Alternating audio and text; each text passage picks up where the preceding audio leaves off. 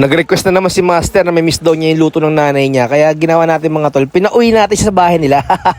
Hindi, joke lang. Shoutout nga pala kay mama sa nanay ng asawa ko mga tol. So naghiwa ko nga pala ako ng tokwa. Syempre mga tol, prito natin muna yung tokwa. Habang hinaantay natin maluto yung tokwa mga tol, maghiwa muna tayo ng ating mga aromatics. Bawang muna, tapos next natin yung kamatis. Sinamahan ko na rin pala ng sibuyas yung mga tropa. Iba kasi talaga pag luto ng nanay mo, di ba? Parang bumabalik ka sa pagkabata mo. Ano nga ba tawag doon? Childhood memories yun mga tol, di ba? Luto na nga pala yung tokwa natin. Set aside muna natin, tapos naghiwa pala ako ng karne ng baboy, pork jowl nga pala yung ginamit ko. So dito pinapalabas ko nga pala yung mantika mismo ng baboy, tapos gisahin natin muna yung kamatis, next natin yung sibuyas, tapos yung bawang naman. Dimplahan ko lang ng patis, paminta, tapos choknat.